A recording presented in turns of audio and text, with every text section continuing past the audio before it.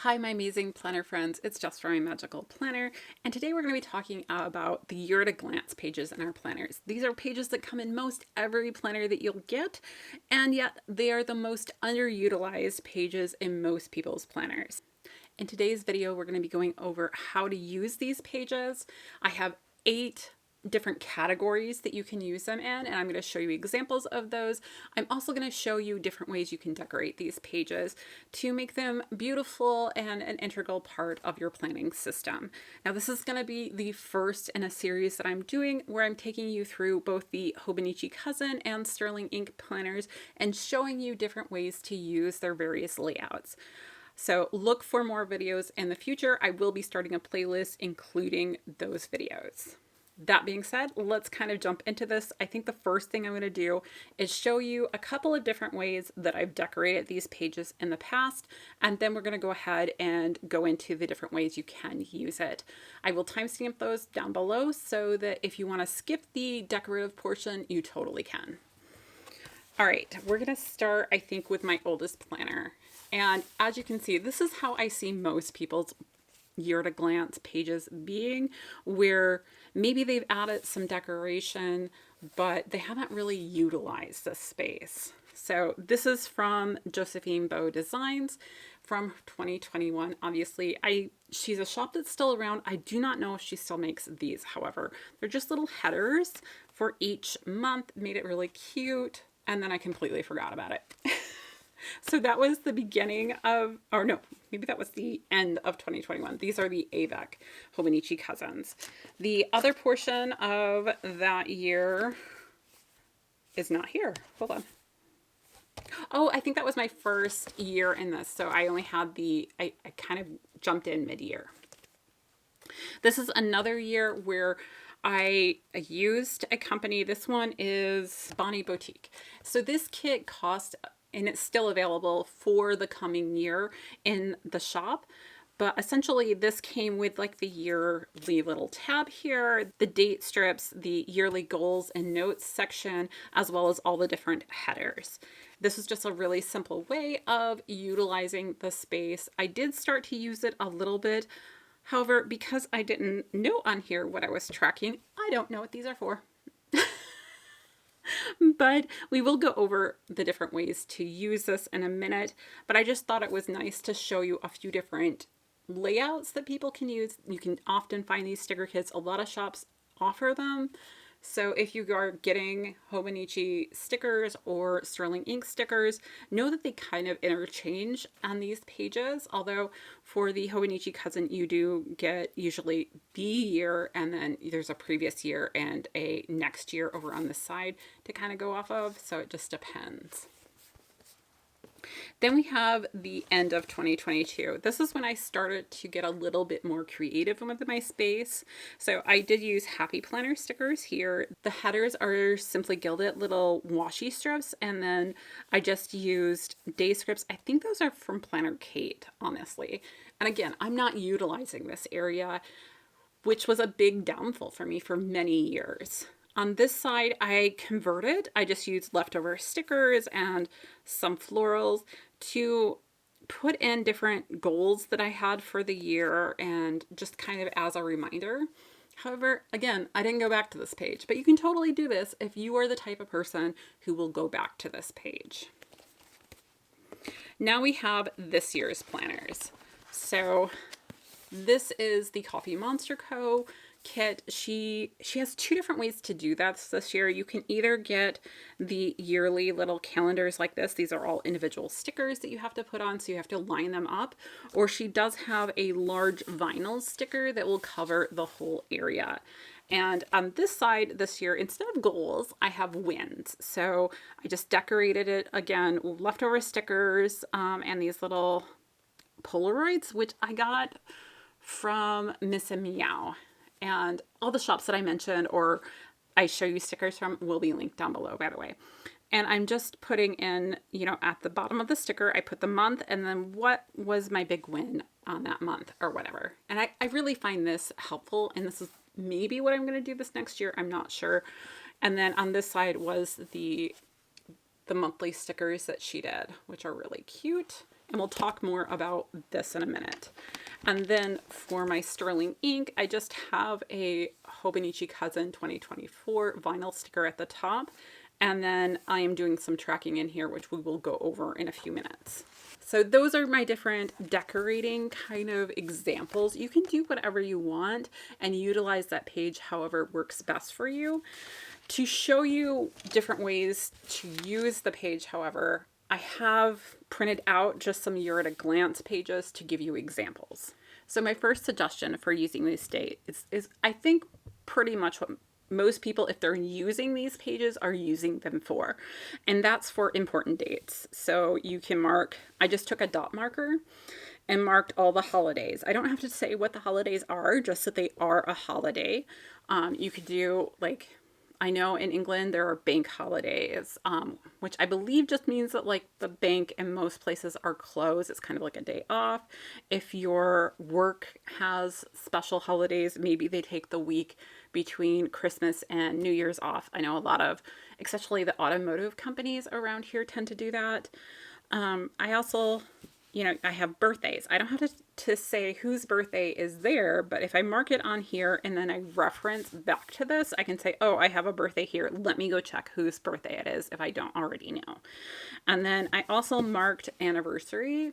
So they say anniversaries. So I don't know a lot of people who have other anniversaries, but my wedding anniversary, I did mark on here. I used a sticker just to show you that you can use dot markers or stickers depending on what you want to mark. But this is, I think, the most common way people use it to help them kind of see what's coming up, plan events, and sometimes plan how they're going to utilize their time. The next way I have to use it is also pretty common, and that's to do it with schedules. So I have a couple of different examples here of different types of schedules that you can mark in here and ways to mark them. So the first one here is a school schedule. So I have a key over on the side that says day off, half day, conferences, concerts, exams, and snow days. So that allows me to go in here and say, okay, my kids have the first week of January off. I'm going to mark that this way so I know that I have my kids at home that week. I'm going to mark half days. Sometimes those half days overlap with conferences, so I just kind of divide it and put a line on both. I'm using dots for conferences, or not conferences, concerts, because those are also important things that I need to make sure that when I'm planning things out in advance, that I know when they are, so I'm not out of town or something. Snow days are just kind of fun for me, and exams are important so that I make sure everybody is as prepared as I can make them, making sure that we have snacks if they need them, maybe reminding them the week before about any quizzes or things like that, offering to help study with them, that type of thing. The next area, our next type of schedules is kind of a work schedule. So this is a way maybe you have different projects. Say you have a sticker design project and you also have a planner design project. So maybe you mark out different deadlines that you have for those various projects. Maybe you want to get, I don't know, June stickers designed by April 9th. So you put a dot there, and then as you're looking at your glance, you can kind of see when is something due and how much time do I have to work on it. You can also use it as this is when the project was handed to me and this is when I finished that project. So you can see how long it took you. I also use this to mark vacation days in here, so you can see when you're going to be off and when does that coincide with when your projects are due, so you're not messing yourself up and getting something done. So our next example kind of goes with the last. I think you can use the two of these kind of together if you wanted to. I'm just showing you them as different line examples essentially. So this is a way of showing, like maybe you are involved in a business that's small and only has a limited number of employees. So only one employee can take off at a time, or you're a key member of the team. Maybe you're even the supervisor, so you need to keep track of when everybody is on vacation. This is an easy way of keeping track of who's in the office and who's not. So in this instance, maybe Brad is off the second week in July and Megan is off the third week. They have an overlap of a few days, but maybe they work in different departments. Or maybe, Brad and Megan are off here and Josh is off in September. So you can plan your own vacation for August and know that you're not going to overlap with anybody else. Then down here at the bottom, I have a different way to track a school calendar. Rather than having big dates that usually parents would use, this is more if you are the person who is in school. Obviously, it could be translated to a work or anything else, but essentially what I did is I went down and made a color code for each subject that I was going to be tracking. And then I have a symbol that tells me, oh, I have a project due or a test on this day. So that I could go through, and granted, I made all these up, but I could say, okay, I have test every Friday in math. I know that I need to be prepared for that. And then maybe, on December 13th, I have a science project that overlaps with a math test. So I need to be prepared for both of those. Maybe I need to do my studying different that week, or I need to make sure that my project isn't due last minute, so I'm not trying to crunch and study for my math test and get the project completed on the same day, and that type of thing. And it's just a good way to glance at it and say, okay, yes, I have a project due here. This is how much time I have to work on it, and hopefully use your time wisely. My kids, not so much, but hopeful thoughts. Our next way to use it is for projects and goals specifically. So in this example up here, we're talking about a situation where maybe you have a project that has several different teams that are working on it. So we're going to use the example of manufacturing stickers, right? So on January 11th, your design team has completed their design for, we'll say, March stickers. And so at that point, they can hand it off to the marketing team, and the marketing team can start getting pictures out, getting people excited about the product. And then maybe, it goes on sale on, we'll say, the Friday here. And so then it gets handed off to your shipping people who will be in charge of packing up those orders. Maybe you have a secondary project. I don't know. Maybe you're designing planners. And so you have a period where you're designing it, and then you hand it off to the printers, and the printers have a deadline that they need to make, and then you get your marketing team involved, and maybe some of those overlap some as the different teams are working together, and then you can see when is our ship date. And obviously deadlines they should be firm, but there are circumstances that come up and everything, and so things can move. And this is a good way of keeping track and making sure everything is on schedule, and if it's not, making the adjustments that you need. The other way I have down here is to kind of use it for goals in the aspect of marking days that you want to get certain goals achieved by. So I gave the example down here of maybe I wanted to walk a 10K, right?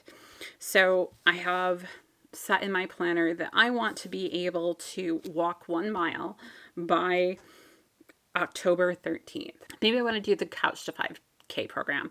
So I can say, okay, when do I need to start that in order to then be able to walk a mile by the 13th and do a 5K by the 23rd. Maybe I'll count back and say, okay, I need to start here, and that gives me a little wiggle room, and that's when I want. And I want to be able to do my 10K by December 13th, and how can I make that happen? And kind of helping you see where your big goals are. You can also use this to mark off when you've completed goals, which is kind of where this next page is going. This is my social media example of different ways that you can use it to track social media. And I am going to pull over my sterling ink now. So this is my sterling ink from this year, and I am just I have these circle stickers that I've had for forever from Erin Condren, and I'm just putting one on every day that I put out a video so I can track my consistency essentially. So this is one way to do it. You could also do it. This is a posting log here where maybe you're showing that you posted on YouTube on certain days, you posted on Instagram certain days, you posted on TikTok certain days. Maybe you have a different color for days that you post on both YouTube and Instagram, or both all three platforms or whatever it is. But it's just a way to keep track of your consistency and making sure you're getting your content out there. Another way to use it is to make a schedule for your workflow. So maybe you know that you're going to be posting on these days, so you need to film on this day and you need to edit on this day to make that happen. Or maybe you want to make sure all of your videos are up by a certain day for the coming week. Maybe you mark that on there, that type of thing. And then here, this is a YouTube goal. So maybe let's say that you reached a certain amount of views on a video that came out on a specific day. Then once you reach that threshold, you go back and you say, okay, the video that I set out on July 9th made 1,000 views. So I'm going to mark that off here and give it some special designation so that I know I can see which videos and how many of them that I had that made it to a certain threshold. Then we have watch days. So this is again a YouTube thing. So if you're not a YouTuber, I totally get it. You can utilize this and other things as well. But this is just a way of tracking when are the most people watching my videos. So maybe for a month or two, I track how many people are watching my views each day. And so I can say, oh, this is a high day, this is a medium day, and I can decide when I want to post my videos and what are the best days to do that. Next, we have finances. So this is a bigger area, and I know it's an important area for a lot of people. The first one is kind of to track money flow. So you can mark on here, okay, I have paydays here. This is when my bills are due. And maybe you circle them, and then when the bill is actually paid, you put the color in or something like that. So you can see how things are going and kind of track when your money's coming in and when it's going out. The next idea is to use it as a no spend tracker. So I know it's been a big thing this last year for a lot of people to do no spend or low spend years, myself included.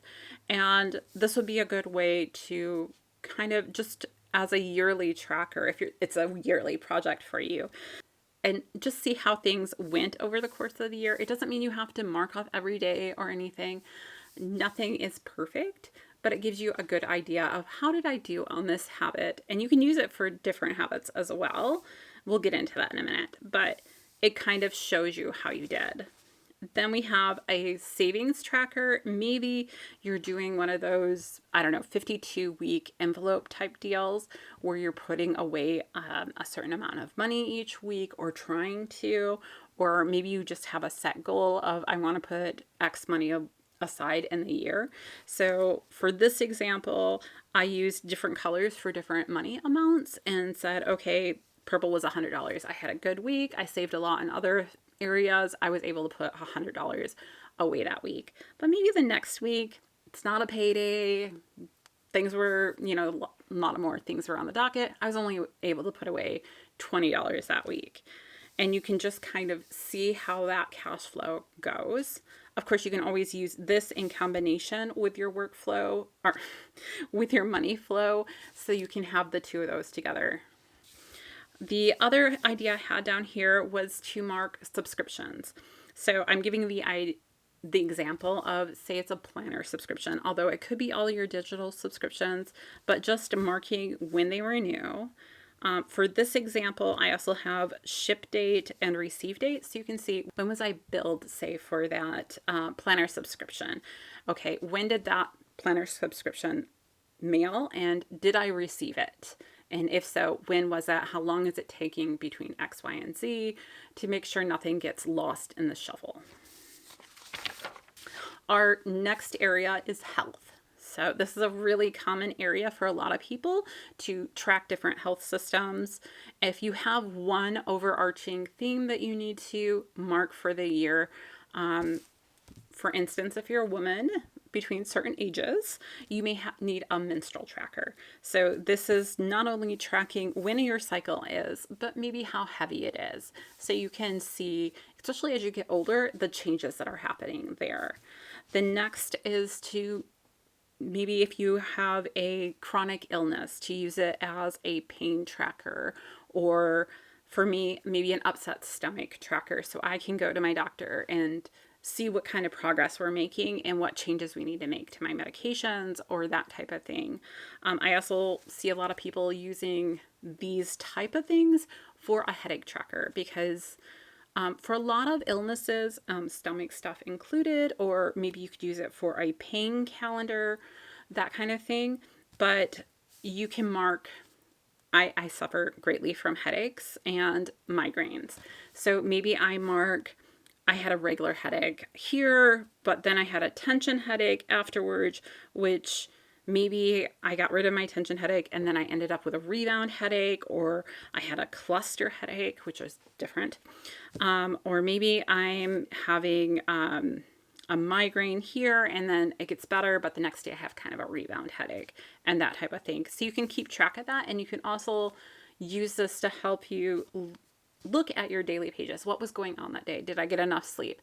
Did I eat something that triggered, because migraines have triggers. So maybe I realize that every time I get a migraine, I've had chocolate that day. Well, then I can say, okay, chocolate is a trigger for my migraines. I'm going to avoid that. Or not getting enough sleep is a trigger for my migraine. I'm going to try my best to get enough sleep so that that doesn't happen. The last thing I have down here is a way of counting doctor visits and treatment days. So this would be more if you had a chronic illness or if you have like a cancer or something that you needed to keep track of. So I have a lot of doctor's appointments. So sometimes it's helpful for me to see, because I have to go in every 3 months right now, 3 to 4. To see, okay, I had an appointment here. I know when's coming up, that kind of thing.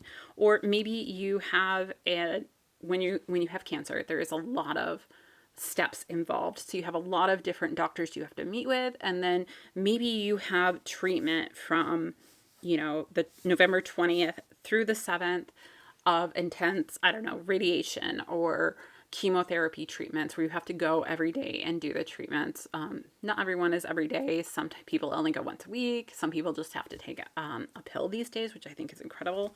But it kind of keeps track of that for you so the thing that I find most important about this is if you're really sick, you no longer remember when something happened because all your days kind of blend together, and it becomes hard to differentiate between, okay, when did I last see this doctor? And you can always color code these to be different doctors if you have a team.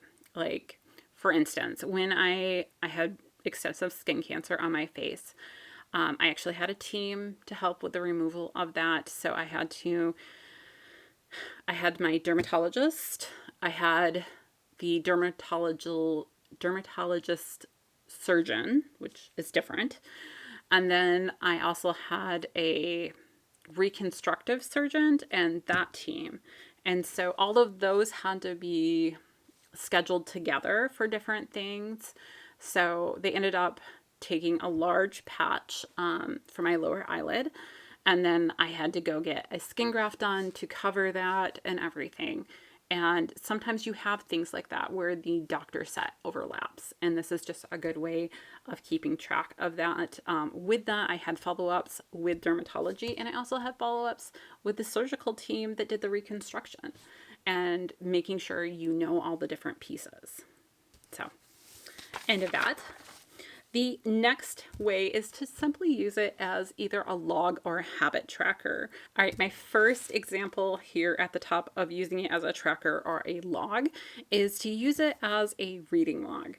You could use different colors for different types of books. You can mark what day you started that book and what day you ended the book, so you can really see how long that you're reading, or maybe how many books and which genres you're reading. I think it's a really fun way to do it. You could also use it kind of like the 365 tracker and say, hey, I read X many minutes this day. That's my goal, is to read, 20 minutes a day. And so then you can mark off each day that you read that, or maybe you're reading your scriptures and you're marking off every day that you read in your scriptures.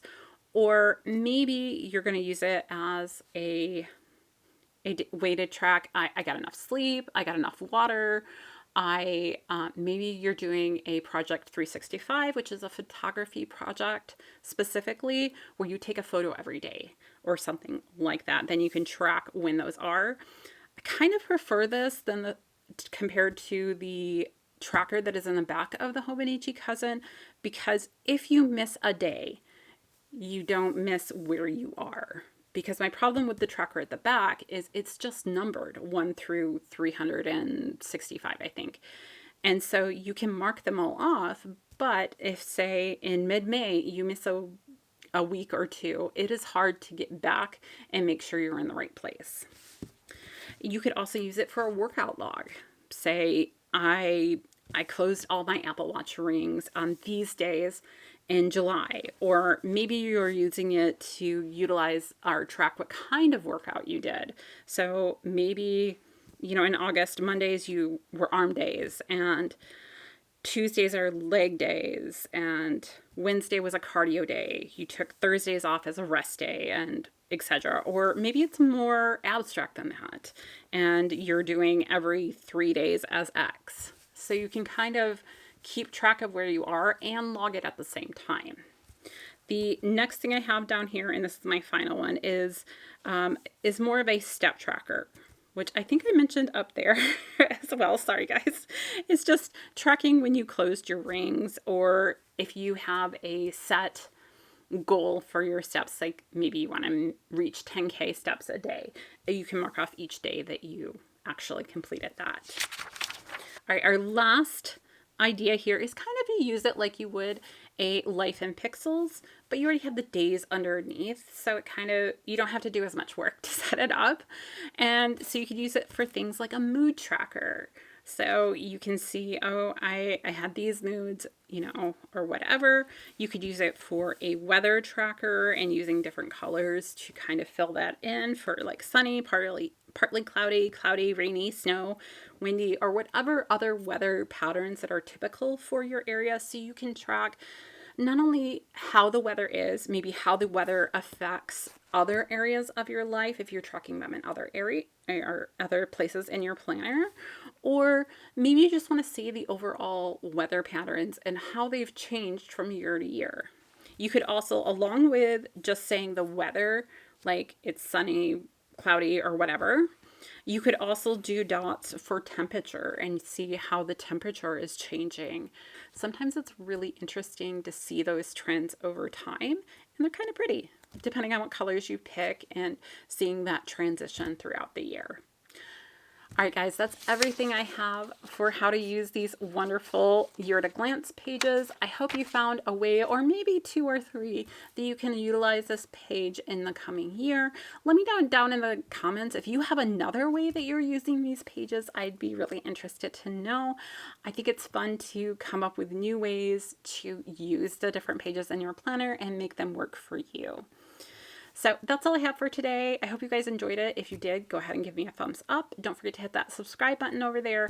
And until next time, I'll see you real soon.